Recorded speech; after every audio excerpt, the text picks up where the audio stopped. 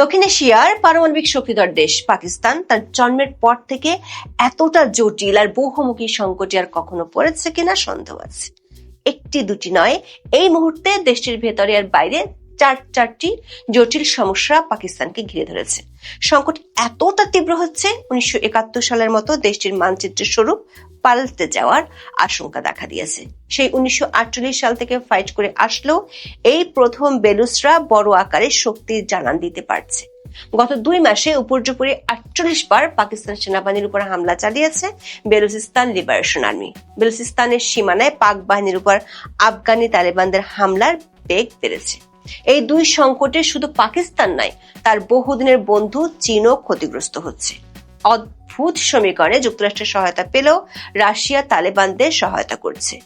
এই দুই সমস্যার মধ্যে যে কাশ্মীর নিয়ে ভারতের সাথে এত লড়াই, সেই কাশ্মীরের লোকজন পাকিস্তানের অত্যাচারে এখন জর্জরিত। ভারতের অংশে যুক্ত হতে তারা শোডাউন করেছে। আবার ইরান যুদ্ধে মধ্যস্থতাকারী হিসেবে সুফল পাওয়ার প্রত্যাশা ছিল দেশের, কিন্তু সেখানে এখন সৌদি আরবের সাথে করা চুক্তি বুমেরাং হয়ে দেখা দিচ্ছে। ইরান যখন সৌদি আরবের ঘাঁটিগুলো উড়িয়ে দিচ্ছে, তখন সেই হামলা সৌদি আরবের চেয়ে বেশি ভাবিয়ে তুলছে পাকিস্তানকে। কারণ চুক্তি শর্ত অনুযায়ী পাকিস্তানকে ইরান আক্রমণ করতে হতে পারে এমন আশঙ্কা আছে আন্তর্জাতিক মহলে। যদি সেটি ঘটে, তাহলে অবস্থা এতটা গুরুতর হবে, মধ্যপ্রাচ্যের এই সংকট পাকিস্তানের নিজ ঘরে এসে ঢুকবে, বেড়ে যেতে পারে শিয়া সুন্নির সংঘাত। এত জটিল সমস্যাগুলোতে পাকিস্তানের পরিণতি কি? পাকিস্তানের দক্ষিণ পশ্চিমে অবস্থিত বেলুচিস্তান আয়তনের দিক থেকে দেশটির সবচেয়ে বড় প্রদেশ, যেটি মোট ভূখণ্ডের প্রায় 44%। তবে এত বড় প্রদেশে মাত্র 6% মানুষ বসবাস করে। 1947 সালে ব্রিটিশ ভারতের বিভাজনের সময় কালাতের রাজ্য ওই বছরের 11 আগস্ট আনুষ্ঠানিকভাবে স্বাধীনতা ঘোষণা করেছিল। কিন্তু 1948 সালের 27 মার্চ পাকিস্তান সামরিক বাহিনী কালাত অবরোধ করে এবং খানের উপর চাপ সৃষ্টি করে একটি বিতর্কিত ইনস্ট্রুমেন্ট অফ অ্যাক্সেশন বা সংযুক্তি চুক্তিতে স্বাক্ষর করিয়ে নেয়। বেলুচ জাতীয়তাবাদীরা এই সংযুক্তিকে একটি ঐতিহাসিক বিশ্বাসঘাতকতা এবং অবৈধ জোরপূর্বক দখলদারিত্ব হিসেবে বিবেচনা করে। বেলুচ নেতাদের অভিযোগ, অঞ্চলটি দীর্ঘদিন ধরে রাজনৈতিক অবহেলার শিকার। পাশাপাশি সম্পদ ও অধিকারের প্রশ্ন রয়েছে, অসন্তোষ। সোনা, হীরা, রূপা ও তামার মতো প্রাকৃতিক সম্পদের সমৃদ্ধ হওয়া সত্ত্বেও এর লভ্যাংশ তারা পায় না। ভূ রাজনৈতিক কারণেও পাকিস্তানের কাছে বেলুচিস্তানের গুরুত্ব অনেক। এটি হরমুজ প্রণালী এবং ভারত মহাসাগরের সংযোগ স্থলে অবস্থিত, যা পারস্য উপসাগরীয় জ্বালানি সরবরাহ লাইনের উপর সরাসরি নজরদারির সুযোগ দেয়। চীনের প্রেসিডেন্ট শি জিনপিং এর স্বপ্নের মেগা প্রকল্প বেল্ট অ্যান্ড রোড ইনিশিয়েটিভের মুকুটমণি হলো $60 বিলিয়ন চীন পাকিস্তান অর্থনৈতিক করিডোর বা সিপিইসি। এই করিডোরের অন্তিম বিন্দু হলো বেলুচিস্তানের গদাদর বন্দর। গদাদরের মাধ্যমে চীন তার মালাক্কা প্রণালী নির্ভরতা কমিয়ে সরাসরি আরব সাগরে প্রবেশ করতে চায়, যা চীনের পশ্চিমাঞ্চলীয় অঞ্চলের উন্নয়নের জন্য অত্যন্ত গুরুত্বপূর্ণ। বেলুচ বিদ্রোহীরা মনে করে চীন ও পাঞ্জাব যৌথভাবে বেলুচিস্তানের প্রাকৃতিক সম্পদ লুণ্ঠন করছে। যদি বেলুচিস্তান স্বাধীন হয়, তবে সমগ্র সিপিসি প্রকল্প স্থায়ীভাবে বন্ধ হয়ে যাবে এবং চীনের কয়েক দশক ধরে করা বিলিয়ন বিলিয়ন ডলারের বিনিয়োগ সম্পূর্ণরূপে ভেস্তে যাবে।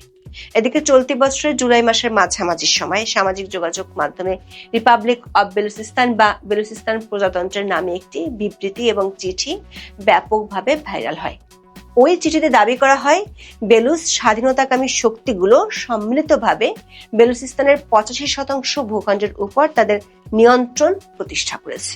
একই সাথে দাবি করা হয় যে এই নতুন স্বঘোষিত রাষ্ট্রটি নিজস্ব জাতীয় পতাকা, জাতীয় সঙ্গীত হিসেবে মা চুকাইন বেলুচ জানি, নিজস্ব মুদ্রা বেলুচি ফালুস এবং নিজস্ব স্বাধীন প্রশাসনিক ব্যবস্থা গ্রহণ করেছে। তবে আন্তর্জাতিক গণমাধ্যমগুলো কোনো নির্ভরযোগ্য সূত্র থেকে এই বিবৃতির সত্যতা প্রমাণ করতে পারেনি।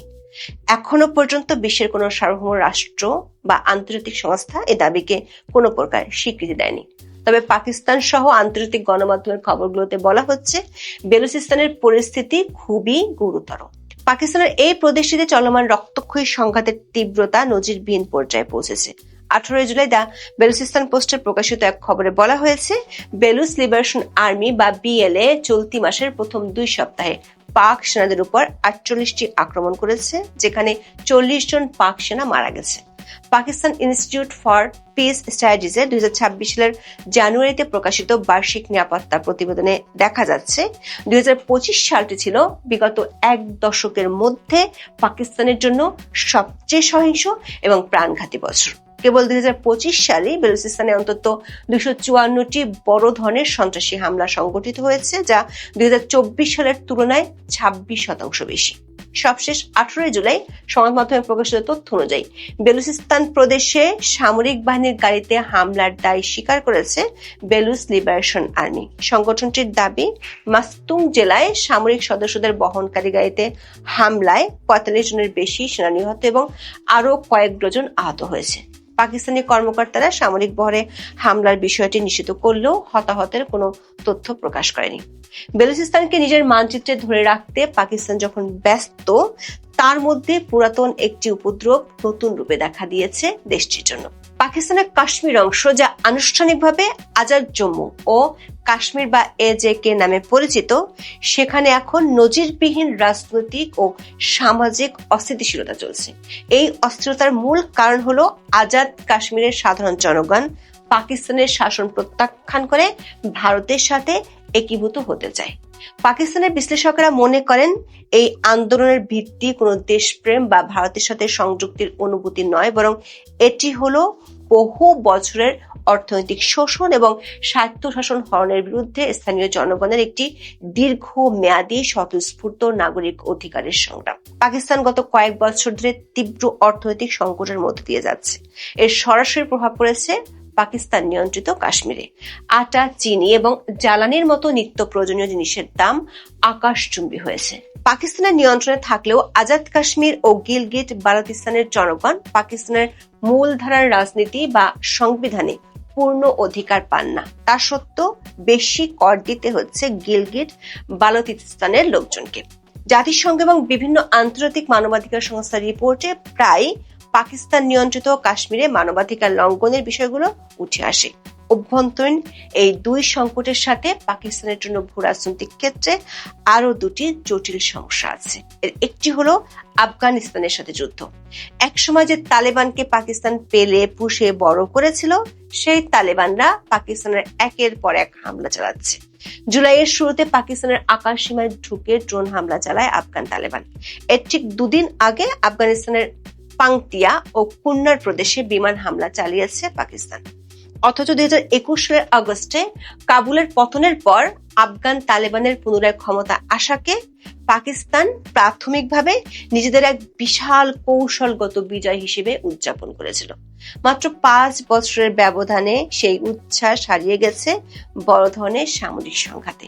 পাকিস্তান ও আফগানিস্তানের মধ্যে গত বছরের অক্টোবর-মার্চ থেকেই সংঘাত চলছিল, তবে পাকিস্তান আনুষ্ঠানিকভাবে গত 27 ফেব্রুয়ারি আফগানিস্তানের তালেবান সরকারের বিরুদ্ধে সরাসরি যুদ্ধের ঘোষণা দিয়ে শুরু করে অপারেশন গজব-লিল হক।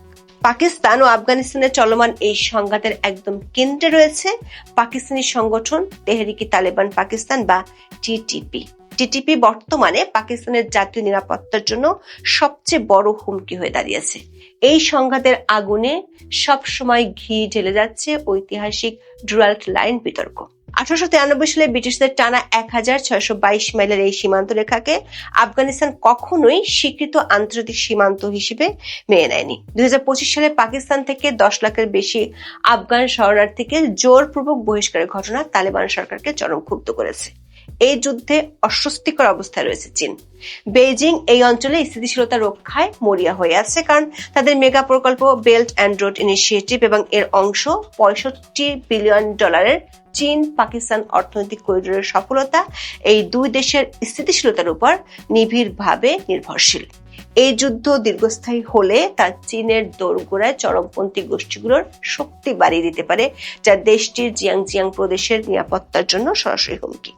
এই আশঙ্কা থেকে গত এপ্রিলে চীনের উরুমকিতে বেইজিং এর মধ্যস্থতায় পাকিস্তান ও তালেবান প্রতিনিধিদের মধ্যে একটি গোপন আলোচনা অনুষ্ঠিত হয়। কিন্তু সাম্প্রতিক এই পাল্টাপাল্টি হামলা প্রমাণ করে চীনের সেই শান্তি প্রয়াস আক্ষরিক অর্থে মুখ থুবড়ে পড়েছে। অন্যদিকে বৈশ্বিক অন্য দুই প্রধান পরাশক্তির ভূমিকাও এখন দৃশ্যমান। যুক্তরাষ্ট্র 2021 সালে আফগানিস্তান থেকে সেনা প্রত্যাহার করলেও তারা পাকিস্তানের সেনাপ্রধান আসিম মুনিরের সঙ্গে ঘনিষ্ঠ যোগাযোগ রাখছে এবং পাকিস্তানের আত্মরক্ষার অধিকারকে সমর্থন জানিয়েছে। অপরদিকে গত বছরের জুলাই মাসে রাশিয়া প্রথম দেশ হিসেবে তালেবান সরকারকে আনুষ্ঠানিকভাবে স্বীকৃতি দিয়ে এই অঞ্চলে নিজেদের প্রভাব আরো পাকাপোক্ত করেছে। নিজের মানচিত্রে যখন ভেঙে পড়ার জোগাড়, সাথে যখন একসময়ের বন্ধু আফগানিস্তানের আক্রমণ প্রতিরোধ করতে হচ্ছে, পাকিস্তান তখন ইরান ও যুক্তরাষ্ট্রের মধ্যে যুদ্ধ থামাতে দুতিয়ালের কাজ করছিল। পাকিস্তানের সে উদ্যোগ সফল হয়েও শেষ পর্যন্ত টিকেছে মাত্র 20 দিন। উল্টো এখন ভয়ঙ্কর এক উভয় সংকটের সামনে দেশটিকে হাজির হতে হয়েছে। গত বছরের 17 সেপ্টেম্বর রিয়াদের রাজকীয় আল ইয়ামামা প্রাসাদে সৌদি ক্রাউন প্রিন্স মোহাম্মদ বিন সালমান এবং পাকিস্তানের প্রধানমন্ত্রী শাহবাজ শরীফ এক ঐতিহাসিক প্রতিরক্ষা চুক্তি স্বাক্ষর করেন, যা স্ট্র্যাটেজিক মিউচুয়াল ডিফেন্স এগ্রিমেন্ট নামে পরিচিত। এই চুক্তির মূল ভিত্তি হলো ন্যাটোর 5 নম্বর অনুচ্ছেদের আদলে তৈরি একটি যৌথ প্রতিরক্ষা অঙ্গীকার। চুক্তিতে স্পষ্টভাবে বলা হয়েছে, যে কোনো এক দেশের উপর বাহ্যিক আগ্রাসনকে সরাসরি উভয় দেশের উপর আক্রমণ হিসেবে বিবেচনা করা হবে এবং তারা একযোগে তার সামরিক জবাব দেবে। গত 18 জুলাই রাতে ইরানের ছোড়া বেশ কয়েকটি দূরপাল্লার শক্তিশালী ব্যালিস্টিক ক্ষেপণাস্ত্র সরাসরি সৌদি আরবের আল খার্জে অবস্থিত প্রিন্স সুলতান বিমান ঘাঁটিতে আঘাত হানে। এই ঘাঁটিতে আগে থেকে পাকিস্তানের 8000 সেনা এবং চীনের তৈরি উন্নত মাঝারি থেকে দীর্ঘ পাল্লার আকাশ প্রতিরক্ষা ব্যবস্থা মোতায়েন ছিল। পরিস্থিতি আরো জটিল আকার ধারণ করে যখন জুলাইয়ের মাঝামাঝি সময় ইয়েমেনের ইরান সমর্থিত আনসারুল্লাহ বা হুতি বিদ্রোহীরা সরাসরি সৌদি আরবের মূল ভূখণ্ড লক্ষ্য করে দূরপাল্লার ক্রুজ ক্ষেপণাস্ত্র ও ড্রোন হামলা শুরু করে। সৌদি আরবের দক্ষিণ সীমান্তে ইয়েমেনের কাছাকাছি এলাকায় ইতিমধ্যে পাকিস্তানি সামরিক উপদেষ্টা এবং সেনাদল মোতায়েন রয়েছে। হুতিদের হামলার পরিধি বাড়লে এই পাকিস্তানি সেনাদের উপর প্রত্যক্ষ আঘাত আসার আশঙ্কা আছে। হুতিরা লোহিত সাগরে এবং এডেন উপসাগরে বাণিজ্যিক জাহাজে অনবরত আক্রমণ করায় বৈশ্বিক ও পাকিস্তানের নিজস্ব আমদানি রপ্তানি রুটে ধস নেমেছে। পাকিস্তানের জ্বালানি সরবরাহের প্রধান নৌপথ হরমুজ প্রণালী ও লোহিত সাগর অবরুদ্ধ হওয়ার কারণে দেশটিতে ইতিমধ্যে জরুরি জ্বালানি সাশ্রয় নীতি চালু করতে হয়েছে। সৌদি আরবের সাথে চুক্তির কারণে যদি পাকিস্তানকে শেষ পর্যন্ত ইরানে আক্রমণ করতে হয়, তাহলে সে যুদ্ধের প্রভাব পাকিস্তানের ভিতরেও ছড়িয়ে পড়বে। পাকিস্তানের প্রায় 15 থেকে 20% জনসংখ্যা শিয়া সম্প্রদায়ভুক্ত। ইরানের প্রতি তাদের ধর্মীয় ও আদর্শিক আনুগত্য খুব গভীর। ইতিমধ্যে খামেনির মৃত্যুর পর করাচিতে মার্কিন দূতাবাসের বাইরে ভয়াবহ দাঙ্গা এবং গিলগিট বালতিস্তানে কারফিউ জারির মতো ঘটনা ঘটেছে। পাকিস্তান যদি সৌদি আরবের পক্ষে ইরানের বিরুদ্ধে প্রত্যক্ষ যুদ্ধে লিপ্ত হয়, তবে দেশের অভ্যন্তরে চরম শিয়া সুন্নি দাঙ্গা শুরু হওয়ার আশঙ্কা আছে। তাছাড়া ইরান প্রশিক্ষিত এবং সিরিয়ার গৃহযুদ্ধে অংশ নেওয়া হাজার হাজার অভিজ্ঞ পাকিস্তানি শিয়া যোদ্ধাদের সমন্বয়ে গঠিত জয়নাবিয়ন ব্রিগেড সরাসরি পাকিস্তানের রাষ্ট্র ও সেনাবাহিনীর বিরুদ্ধে সশস্ত্র প্রতিরোধ গড়ে তুলবে, যা দেশকে সম্পূর্ণ গৃহযুদ্ধের দিকে ছেড়ে দিতে পারে। আবার সৌদি আরবকে রক্ষায় যদি পাকিস্তান ইরানের উপর হামলা না চালায়, তাতেও বিপদ আছে। সৌদি আরবকে ঋণের টাকা ফেরত দিতে হবে, দেশটি ফেরত পাঠাবে পাকিস্তানের লাখ লাখ প্রবাসীকে। দর্শক, পাকিস্তান এখন এই 4 সংকটের মধ্যে হাবুডুবু খাচ্ছে। তবে এই 4 সংকট কোনো একক বা বিচ্ছিন্ন ঘটনার ফল নয়, বরং এগুলো হলো দেশটির কয়েক দশকের অভ্যন্তরীণ শাসনতান্ত্রিক ব্যর্থতা, ভঙ্গুর অর্থনৈতিক কাঠামো এবং ভৌগোলিক অখণ্ডতার উপর চাপিয়ে দেওয়া দীর্ঘমেয়াদী ভূরাজনৈতিক বৈরিতার এক অনিবার্য মহাবিস্ফোরণ, যেটির প্রভাবে হয়তো 1971 সালের মতো আবারও দেশটি ভাগ হয়ে যেতে